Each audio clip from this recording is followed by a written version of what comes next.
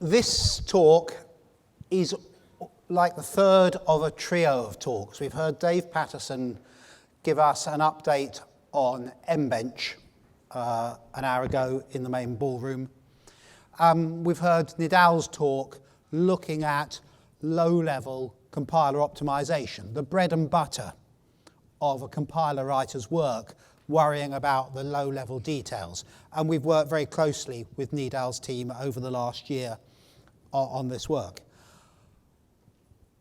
Mbench is a compiler company. My talk is going to try and give you a big picture view of where we are on the compiler toolchain work, where we've come from and where we're going to. So this is a slide. Some of you who were in Zurich will recognize it, but I've updated it. These are the main components of a GNU toolchain, and you start with your source code, you compile it, you assemble it, and you link in libraries, and there are C libraries and C++ libraries, and there are low-level emulation libraries, and then you get object code, and you can debug it, and you've got a load of binary utilities. And for GCC, the GNU toolchain, that is largely there. There are a few things missing. The muzzle library is still a work in progress for those who like that particular C library, but broadly it's there, it works well, and I'll look into more detail later.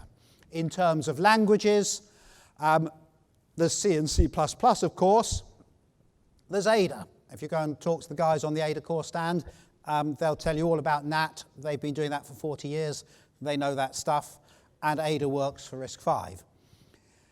In terms of others, Fortran and OpenMP sort of work because they generically work. The framework isn't tied particularly to an architecture. But I'm not aware of anyone working in anger on Fortran and OpenMP for RISC-V. So that's where we are today. If we look at Clang LLVM, again, that is largely mature. Big change over the last year has been the support for the 64-bit RISC-V. That was started about a year ago and is used in anger. In particular, you can now get FreeBSD built with LLVM running on RISC-V platforms. Again, muzzle is still work in progress. It's really the same work. Ada, you can now get for LLVM. I'm not quite sure the status done by Ada core. Fortran and OpenMP. The Fortran compiler for Clang LLVM is called Flang. That work has been heavily driven by the high-performance computer people, and particularly by ARM in Manchester in the UK. I did have a look around. I couldn't see any evidence of anyone working on Flang for RISC-V. I'd love to know about if it was going on. But other than that, there is one awkward wrinkle in there, which is compiler RT. When you have a compiler, one of the libraries that comes with a compiler is an emulation library for things you don't have. So if you compile for an integer machine, the emulation library will emulate floating point. If you compile for RV32i, it will emulate multiply. In GCC, that library is called libgcc. In Clang LLVM, it's called compiler RT. And it sort of exists. But heaven help anyone who actually tries to build it. I'm told it can be built from upstream. I've got a patched version which I'm told can be built with only a modest amount of pain. But that's really a big gap in the Clang LLVM. It's a tedious thing that needs to be solved so that when you go and run the make script, it just builds compiler RT, the emulation library, properly. Okay? So that is broadly where we are. And things are moving forward steadily. Where are we coming in the history? Well, at the top, we've got LLVM, which releases every 6 months. RV32 went into the official repository in 2017, in the version 4 series.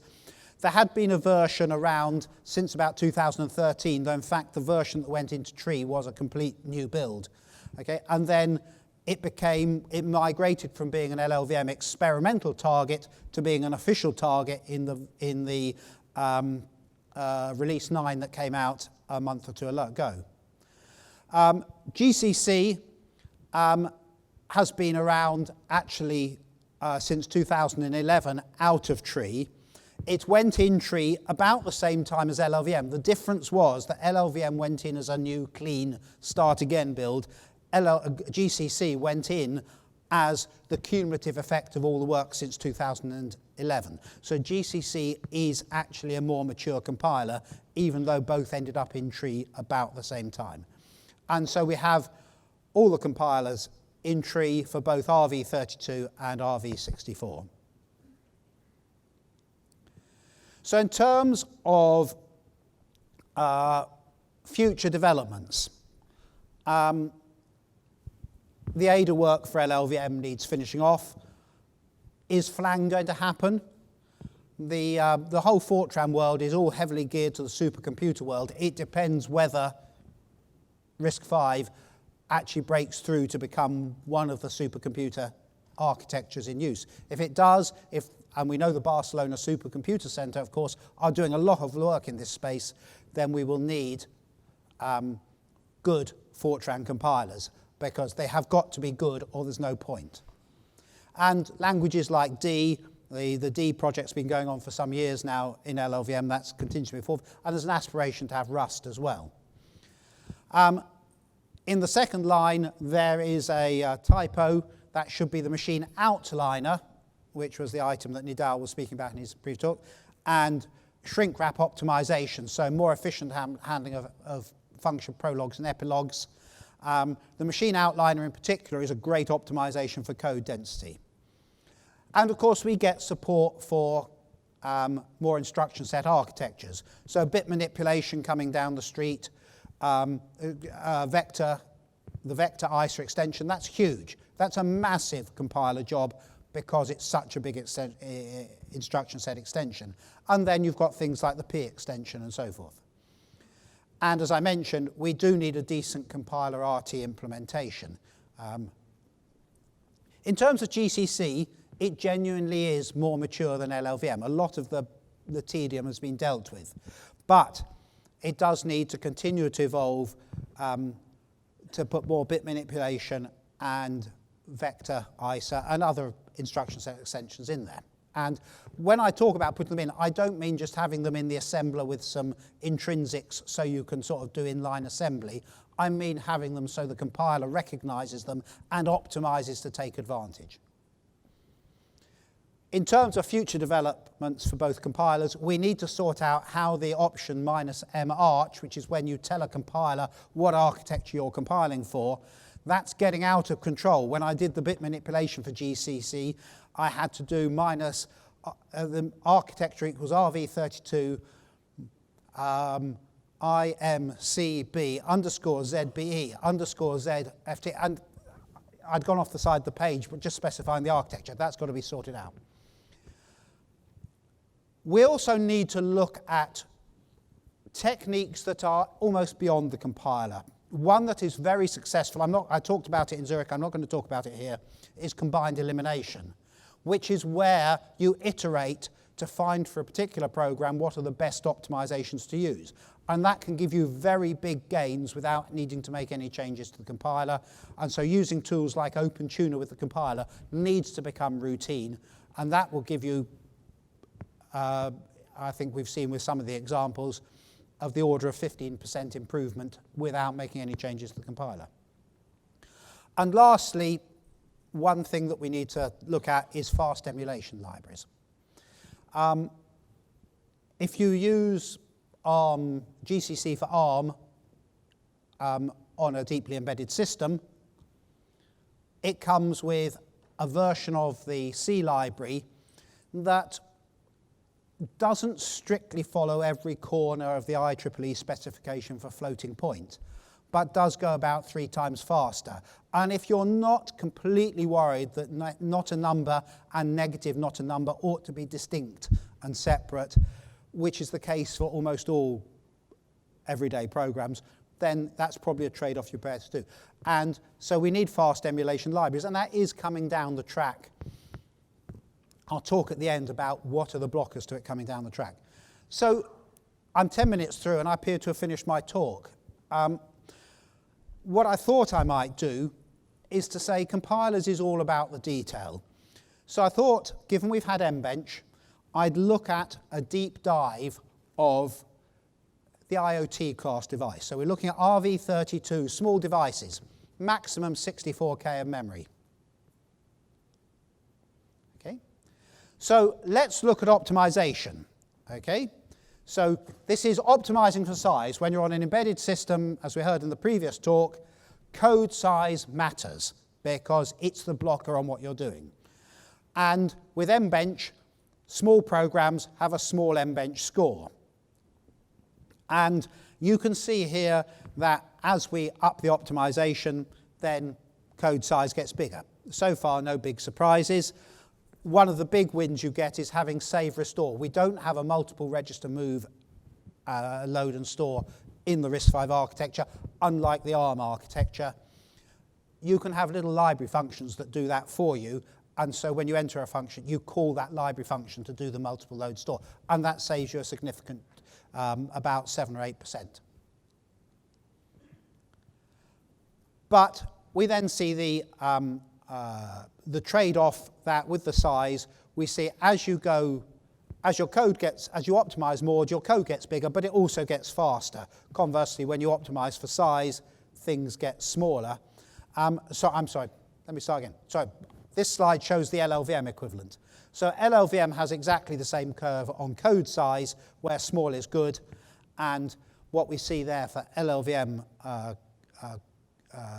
code size is actually when you try and compile to get as small as possible, LLVM doesn't do quite as well as GCC. And when you optimize for speed, you don't get as much bloating as you do with GCC because there aren't quite as many optimizations there. And that reflects the fact that LLVM is less mature. Okay, so it hasn't had quite as much work put on how much can we unroll and inline and everything to go super fast. So on super fast programs, we don't get so big. And it hasn't had all the hard work that Nidal talked about for GCC to make codes really small. So when you get to small programs, we don't get so small. It does have a slight edge because LLVM does have the -OZ option. In GCC, -OS says compile to make the code small, but don't really hurt performance. -OZ in LLVM says make the code small even if it hits performance. And so it does have an edge over OS. And if you compile with OZ, you will get close to the same sort of code density that you get for GCC. So, and of course, don't get too hung up on precise fine details. There are the error bars for the geometric standard deviation. And we can see when we compare neighboring, for any one particular benchmark, you're going to be somewhere in that range, quite likely. So there can be a lot of variation. So for some programs, you compile to go very fast, and they won't go, and they won't actually get that much bigger. So let's look at today's speed optimization techniques. Again, turn up the optimization, you go faster. And the same is true of LLVM. And again, you find that the LLVM curve's a bit flatter. It doesn't slow down quite so much at really small sizes because it's not going small, and it doesn't speed up quite so much at really fast optimizations. Okay? And again, the error bars are there.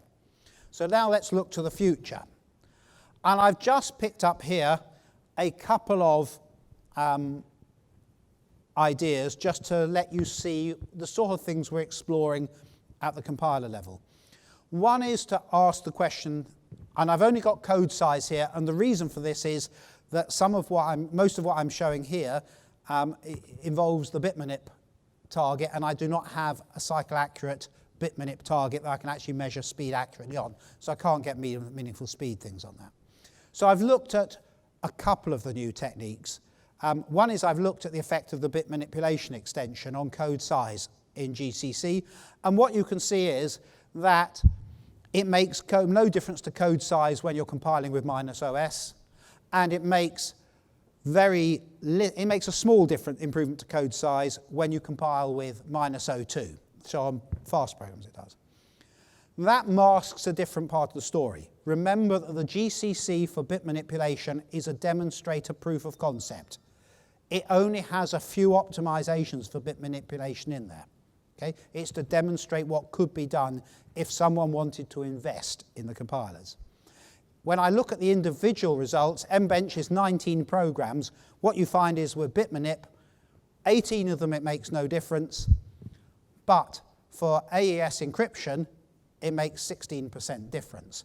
And when that work is completed on GCC to properly optimize for RV32 IMBCB, then I would expect to see that sort of size improvement. So bit manipulation, I think, will make a big difference to size. And we've implemented it for LLVM as well. And again, on the LLVM case, it actually makes things slightly worse. But again, we see one particular benchmark, it does really quite well. And on speed up, it does well.